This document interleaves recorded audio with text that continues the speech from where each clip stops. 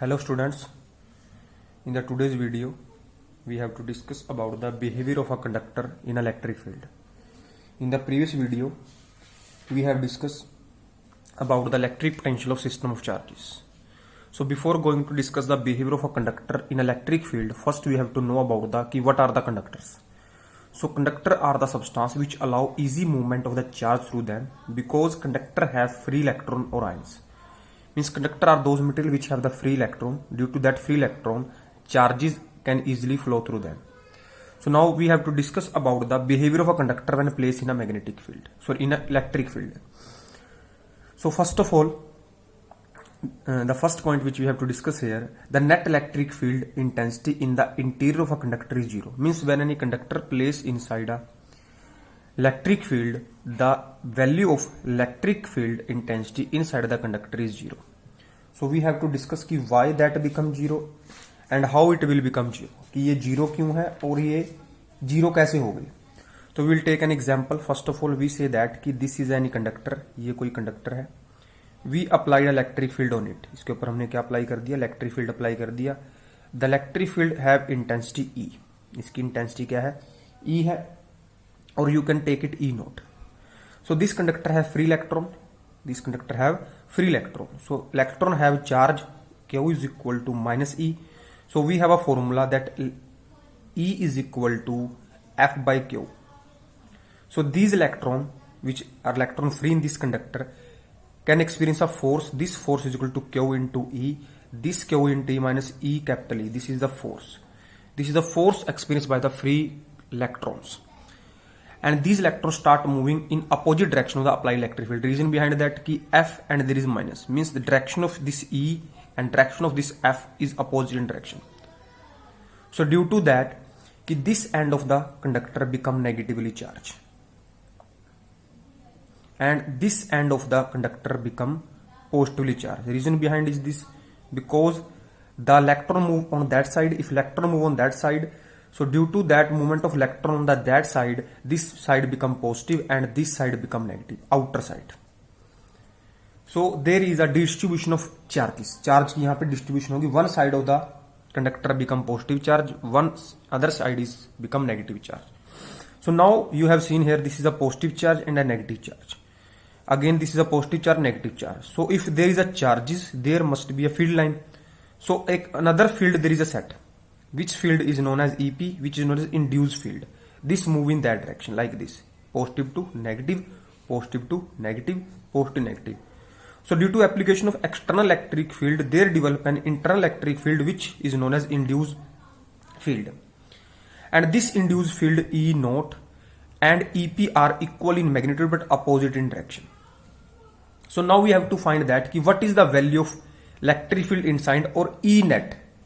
Means E net क्या होगा. तो whenever we want to find the net field, we have to add those quantities. So there is two field, one is E naught, another is EP.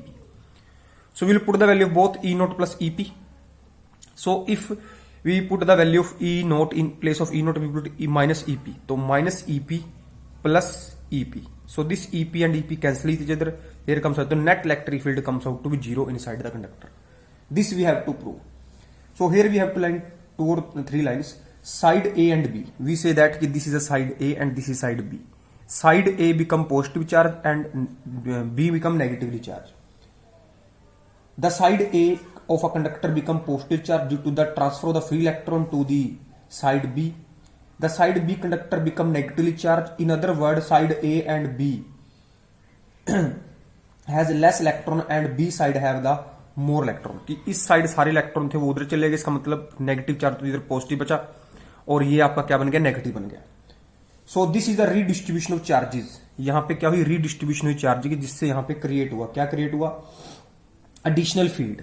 उस field को हमने क्या बोल दिया, E P. E P is induced field. And one of the more important point that कि this E P is equal in magnitude to the E naught but opposite in direction. ठीक है. तो if we want to find the net field inside the conductor, तो net field आएगा E naught plus E P, then E P and E P cancel, तो net field comes out to be zero. This is the first point.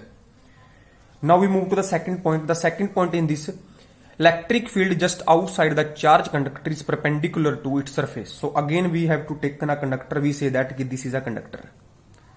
ये कोई conductor है, हमने यहां पे क्या लिया कि the E is the electric field which make an angle theta with the surface.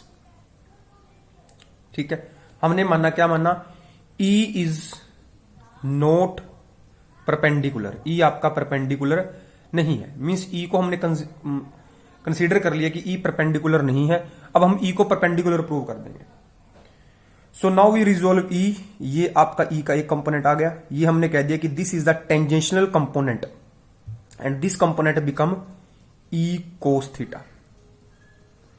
Mean simply will resolve E को हमने रिजोल्व कर दिया, this is E cos theta, another component बनेगा E sin theta.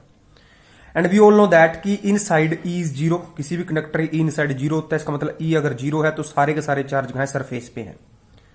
Means all the charges are on the surface of a conductor. So due to this E cos theta component this charge experience of force, तो F आपको पता है that is Q into E। So these free charge experience of force of Q into में E cos theta. But we have discuss about the electrostatic, means अपनी जो study है वो electrostatics की हो रही है, means charges are at rest, ये चार्जेस किस में है, रेस्ट में है। Means due to this E cos theta these charge didn't experience any force, because अगर इनके ऊपर फोर्स लगता तो इन चार्ज ने चलना था और यहां पे चार्ज का मोशन होता। Charges are in motion but charges are not in motion, charges किस में है, रेस्ट में है। तो we can say that the component E cos theta is equal to zero. क्यों है जीरो, क्योंकि जब ये E cos थीटा जो कंपोनेंट था, जब इन चार्जेस पे एक्ट किया जो सरफेस के ऊपर है, because it is a tangential component, तो due to that tangential component these charges must be come into the motion, but these charges are at rest because we have studied about the electrostatic and these charges are experience of force F due to this E cos theta, but they didn't experience any force, or we can say the net force is F is zero.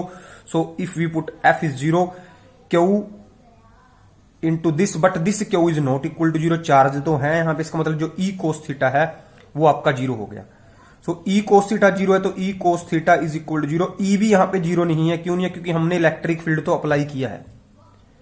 So we can say that कि कहीं ना कहीं जो आपका cos theta है वही zero है। अगर कोस थीटा जीरो है तो थीटा कहीं ना कहीं आपका क्या आ गया, 90 डिग्री आ गया। ये आपका एक इंपॉर्टेंट टॉपिक है according to exam point of view. आगे चलते हैं, नेक्स्ट आपका है इलेक्ट्रिक फील्ड। इनसाइड अपन जीरो प्रूव कर दिया था, अब हमने प्रूव करना है कि net charge in the interior of the conductor is zero. This is very easy, हमने पिछले पार्ट में प्रूव किया था कि E इनसाइड क्या है, जीरो है। E इनसाइड क्या है, जीरो है। तो हमें गॉस लॉ कहता है कि अगर इस सरफेस को हम गॉसियन सरफेस मान लेते हैं तो हमारे पास है EdS from the Gauss law that is Q by epsilon naught. तो अगर आपका E ही जीरो है, if E is equal zero for inside, तो this whole term become zero. तो zero is equal to Q by epsilon naught, but epsilon naught is not equal to zero, क्योंकि ये तो कॉन्स्टेंट है, तो कहीं ना कहीं क्या जीरो है, Q इक्वल टू किसके आ गया, जीरो के आ गया। तो ये आपका टॉपिक था जिसमें net charge in the interior of the conductor is zero. इसके बाद हम नेक्स्ट चलते हैं, potential is constant on the surface of a conductor. अब नेक्स्ट आपका है electric potential is constant on the surface of conductor और इनसाइड ऑफ अ कंडक्टर। तो for example this is a conductor, ये आपका कोई कंडक्टर है। We have written an relation in the previous part of this chapter, potential gradient E is equal to dV by dx with of negative charge. Here you will see R also, dV by dr. So as we know that कि E inside is zero, अगर E inside zero तो this zero is equal to dV by dx, is minus, तो dV by dx equal to zero. अब dV by dx मतलब derivative of potential with respect distance is zero. If derivative of any term is zero तो this term V can be written as a constant. Means जब किसी term का derivative zero होगा तो वो term क्या होगी, कांस्टेंट होगी। ये हमने प्रूव करना था, तो ये सिंपल हम पोटेंशियल ग्रेडियंट लेके चलेंगे। E आपका for all point in the interior of the conductor था इक्वेशन 1, ये जो आपकी 1 है इसको अगर मैं इक्वेशन 1 कह देता हूं तो dV by dr किसके इक्वल हो गया, जीरो के इक्वल हो गया। तो जो V है आपका कांस्टेंट हो गया। So in other word the potential will be same at the surface as well as whole of the interior of the conductor. कि जो पोटेंशियल होगा यहां पर, यहां पर, यहां पर और इनसाइड हर जगह क्या होगा, कांस्टेंट होगा। तो ये आपका ये था। अब नेक्स्ट आपका electric field at the surface of conductor, ये आपका एक डेरिवेशन है, छोटा सा डेरिवेशन है। हमने किसी भी सरफेस के लिए इलेक्ट्रिक फील्ड निकालना है कंडक्टर के, तो फिर से मैं कंडक्टर मान लेता हूं कि दिस इज अ कंडक्टर, ये कोई आपका कंडक्टर है। तो मैंने इसका स्मॉल एलिमेंट ले लिया, दिस इज एलिमेंट ds। इसको एलिमेंट को लेके मैंने यहां पे क्या ड्रॉ कर दिया, गॉसियन सरफेस ड्रॉ कर दिया like this. So there are 3 Gaussian surface, यहां पे 3 गॉसियन सरफेस हैं। This is first and that is second and this is third. तो मैंने इन तीनों में के लिए E निकालना है, ठीक है। तो हम पहले तीनों के लिए फ्लक्स निकाल लेंगे। तो जो फ्लक्स होगा फर्स्ट सरफेस के लिए, तो मैं लिख दिया φ1 d φ1। तो इसका हमने क्या ड्रॉ किया, वी से दैट कि this is the direction of electric field, ये E की डायरेक्शन है। तो we draw the surface vector of all the surface like this. This is ds, ये भी ds है, और यहां पे इसका ड्रॉ कर दिया, दिस इज ऑल्सो ds। तो पहले फर्स्ट सरफेस लेते हैं, तो d फाई आपको पता क्या होगा, that is E ds cos theta. तो अगर EDS कोस थीटा है आपका, ठीक है, EDS कोस थीटा, तो यहां पे अगर हम देखते हैं कि जो E है ऊपर की तरफ, DS भी ऊपर, तो थीटा की वैल्यू कितनी है, 0 है। तो थीटा इज 0। तो जो d फाई आपका आया, d फाई 1, वो आपका आ गया EDS, ठीक है। दोनों साइड इंटीग्रेट कर दिया, तो ये बन गया आपका φ1 इज इक्वल टू ES, ठीक है। सिमिलरली अब जो सरफेस सेकंड है d फाई 2, इसको करेंगे अपन, तो यहां लिखेंगे EDS कोस थीटा। अब इस केस में थीटा 180 है, लेकिन this surface is inside the conductor, और इनसाइड जो E होता है वो 0 होता है। तो ये E अगर यहां पे 0 है, तो जो d फाई 2 है वो आपका सीधा 0, मतलब जो फाई 2 आएगा वो सीधा क्या हो जाएगा, आपका 0 हो जाएगा। सिमिलरली जब मैं फाई 3 निकालूंगा, यहां पे फाई 3 d फाई 3, तो यहां पे आएगा EDS कोस। अब देखो E की डायरेक्शन ये है और DS की डायरेक्शन ये है इस तीसरे सरफेस के लिए। ये DS की डायरेक्शन थी और E कहां जा रहा है, ऊपर की तरफ जा रहा है, तो एंगल कितना 90 डिग्री आ गया। तो कोस 90 सीधा 0 हो गया। तो फाई 3 भी कितना हो गया, 0 हो गया। जो टोटल फ्लक्स था वो आ जाएगा φ1 प्लस φ2 प्लस φ3, ये दोनों टर्म क्या होगी, 0 होगी। तो जो कहीं ना कहीं फाई है वो आपका ES आ गया। आल्सो वी नो दैट कि जो फ्लक्स होता है दैट इज ES, तो हमने निकाल दिया, और दूसरा फ्लक्स होता है Q बाई एप्सिलॉन नॉट। तो यहां से जब मैं E निकालेंगे तो Q by S epsilon naught आ जाएगा। अब Q by S charge per unit surface area, ये हम पीछे करके हैं बहुत बार। चार्ज पर यूनिट लेंथ वो लैम्डा होता था, चार्ज पर यूनिट एरिया या सरफेस एरिया वो सिग्मा होता था, और चार्ज पर यूनिट वॉल्यूम आपका रो होता था। Volume charge density, surface charge density, linear charge density. तो this Q by S can be written as sigma. तो E की वैल्यू होगी सिग्मा बाई एप्सिलॉन नॉट। तो this we have to prove, ठीक है। आगे चलते हैं, नेक्स्ट छोटा सा टॉपिक आगे है इलेक्ट्रोस्टैटिक शील्डिंग। नाम से पता लग रहा है बेटा, इलेक्ट्रोस्टैटिक शील्डिंग। शील्डिंग मतलब प्रोटेक्ट करना है किसको, किसी भी रीजन को from the electric field. So the phenomena of protecting electric field from the protecting method और phenomena protecting any region from electric field is called electrostatic shielding. The method of protecting a region from the effect of electric field is called electrostatic shielding. अब हम पीछे करके आए हैं, उसके basis पे हम किसी भी अपरेटस को कैसे बचा सकते हैं इलेक्ट्रिक फील्ड से। फॉर एग्जांपल ये कोई अपरेटस है, क्लियर, यह अब मैं किसी फील्ड में रख दिया, तो वी नो दैट कि the field of this field must be penetrate this apparatus and reading of this apparatus may be affected due to this electric field. But we know that कि when this apparatus is placed in a conductor, हमने किसी conductor में इसको रख दिया, and we know that कि when electric field is applied on a conductor, तो all the charges are appear on the surface. सारे चार्ज कहाँ जाते हैं? सरफेस पे आ जाते हैं. E inside क्या होता है? जीरो होता है. Means the electric field act on this instrument or this apparatus is become zero. तो अगर इलेक्ट्रिक फील्ड इसके ऊपर जीरो है तो दिस फील्ड, दिस apparatus और this device can be protected from the electric field. तो इस तरह से हम किसी भी apparatus को बचा सकते हैं. कैसे? By placing it in a hollow conductor.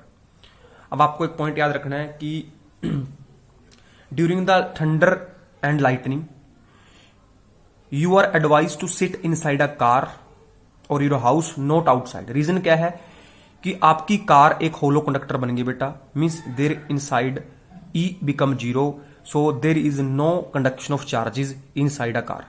तो इसलिए एडवाइज किया जाता है कि जब लाइटनिंग हो, अगर आप रोड पर हो तो didn't stand outside, you have to sit inside a car. Reason behind that कि car become a hollow conductor and inside a car E become 0. So if lightning will occur, that doesn't affect you because inside there is no flow of charges, because inside there is no charge, all the charges are on the surface of a car. आगे चलते हैं, आगे इसका topic है छोटा सा, उसको देखते हैं. Dielectric and polarization. First of all, we have discussed about the conductor. Conductor are those material which have free charges, free ions due to which they conduct. Then what is dielectrics? तो dielectric means बेटा non-conducting material. Dielectric are those substance which are insulator और poor conductor. या तो वो insulator होंगे, but बेटा ना तो कोई परफेक्ट कंडक्टर है ना ही परफेक्ट कोई इंसुलेटर है. Means there is no material which is 100% conductor और we can say that 100% insulator. कोई भी 100% कंडक्टर नहीं है, कोई भी 100% इंसुलेटर नहीं है. मतलब प्योर इंसुलेटर कोई भी नहीं है और प्योर आपका कंडक्टर कोई भी नहीं है. तो डाइलेक्ट्रिक क्यों नहीं कंडक्ट करते? Because it does not have free charges. उनके पास फ्री चार्जेस नहीं है, because they contain equal and opposite charges. इसका मतलब यह है कि जितने उनके पास पॉजिटिव चार्ज उतने पास क्या उनके नेगेटिव. उनके पास फ्री चार्ज नहीं है, लेकिन कंडक्टर के पास फ्री इलेक्ट्रॉन थे. Now type of dielectric. Type of dielectric आपके दो तरह डाइलेक्ट्रिक हैं, polar and the non polar, which we have studied in previous chapter number 1 की what are the polar and what are the non polar. अब यहां पे बेटा word है डाइलेक्ट्रिक एंड पोलराइजेशन. अब ये मतलब क्या है पोलराइजेशन का? पोलराइजेशन का मतलब ये है बेटा by applying electric field we develop equal and opposite charge on the dielectric on the opposite faces. This phenomena is known as polarization. Means the process by which when a dielectric is placed in a electric field, किसी भी dielectric किसी electric field में रख दिया, due to that electric field, अगर ये electric field की direction है ई, तो इसके पास पॉजिटिव चार्ज भी इसके पास नेगेटिव चार्ज भी है. जो पॉजिटिव चार्ज है इसके साथ हो जाएंगे तो this end become positive and this end become negative. So किसी भी डाइलेक्ट्रिक के अपोजिट फेस के ऊपर चार्जेस का अपीयर होना किसकी वजह से? इलेक्ट्रिक फील्ड अप्लाई करने की वजह से. उस फिनोमेना को हम कहते हैं पोलराइजेशन. और ये डेफिनेशन डाइलेक्ट्रिक की भी आपको कहीं ना कहीं लिखी हुई मिलेगी. क्या मिलेगा आपको? What are dielectric? Dielectric are दो substance when place in electric field equal and opposite charges are appear on the opposite face of a dielectric. तो उसको हम डाइलेक्ट्रिक कहेंगे. बट डाइलेक्ट्रिक मतलब non conducting material. So now we have to study about the polar and the non polar. अब polar क्या है, non polar क्या है? पोलर आपके लिए कोई नई चीज नहीं है. इससे पहले आप पिछले चैप्टर के अंदर पोलर को हम पढ़ चुके हैं. Polar are those dielectric whose center of mass of positive charge does not coincide with the center of mass of negative charge. कैसे? हमने एग्जांपल दिया था H2O का. तो H2O एक पोलर है. H2O में क्या होता है कि यहां पे एक O है, यहां पे दो H है. क्लियर? तो O के ऊपर नेगेटिव चार्ज होता है और H के ऊपर पॉजिटिव चार्ज होता है.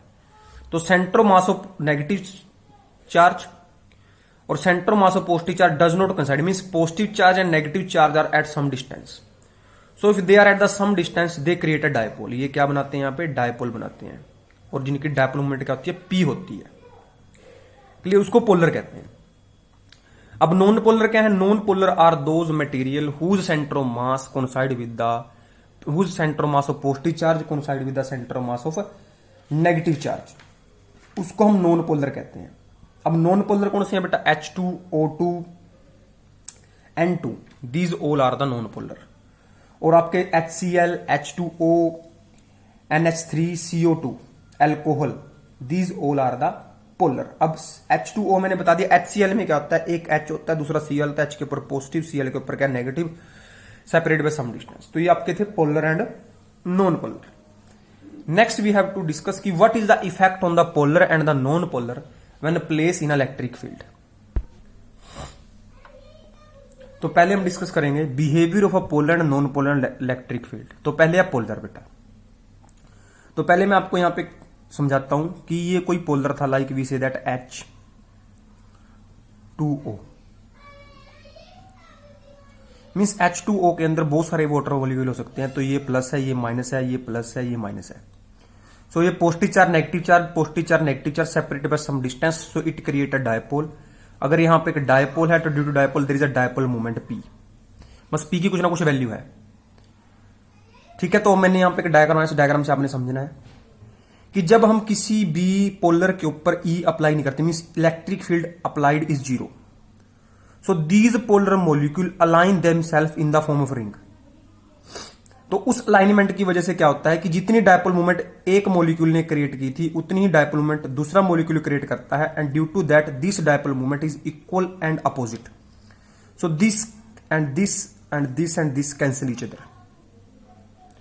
तो जो पी आता है, पी नेट, वो क्या है, जीरो है। Means these molecule have some P individual, इन कुछ इंडिविजुअल डायपोल मूवमेंट है, लेकिन when we want to find the net, P net, तो पी नेट से क्या, अगर इसकी P1 है बेटा और ये P2 है और ये P3 है और ये P4 है, तो जो नेट होगी वो होगी P1 plus P2 plus P3 plus P4। But जो P1 है और जो P2 है वो are equal in magnitude but opposite direction, तो it cancel each other, P3 P4 कैसे, तो नेट क्या आई, जीरो आई। तो ये पॉइंट हमने यहां समझना है, अगर ये पॉजिटिव है तो ये नेगेटिव होगा, ये positive negative positive negative positive और ये negative. Means polar molecule align themselves in the form of ring, in the form of rings when E is zero, means when electric field applied is zero, the polar molecule align themselves in the form of ring, due to that their net dipole moment become zero.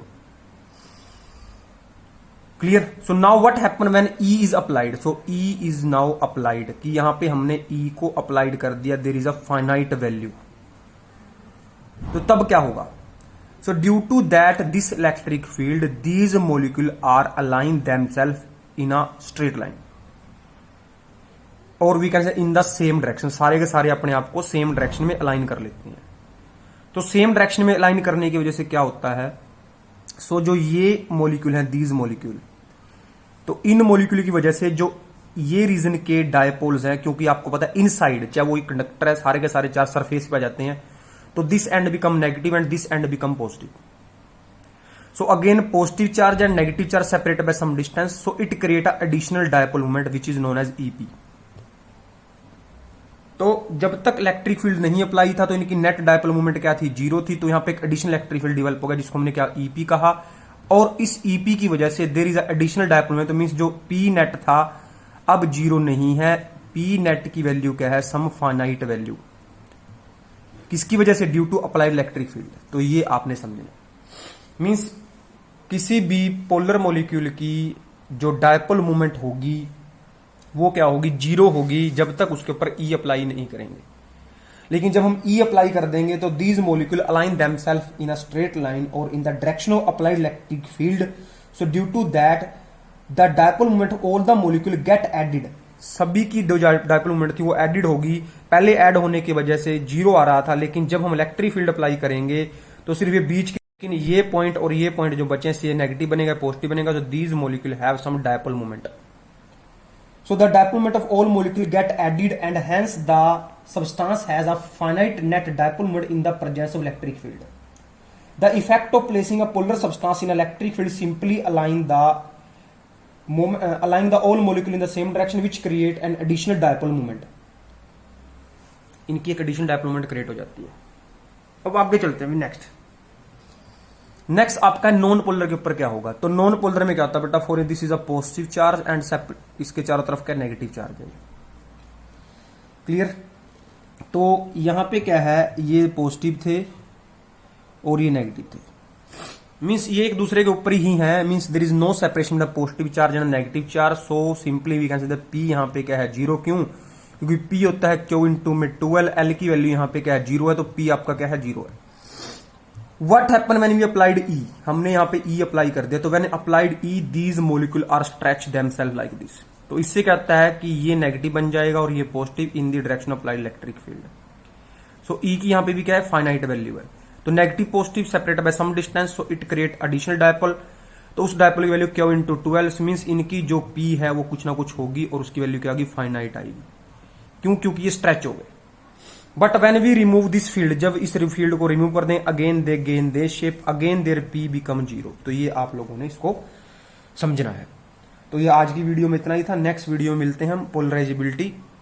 तो you have to prepare notes तो अगर यहाँ पे कोई doubt है तो उसको हम डिस्कस करेंगे नेक्स्ट लेक्चर के अंदर।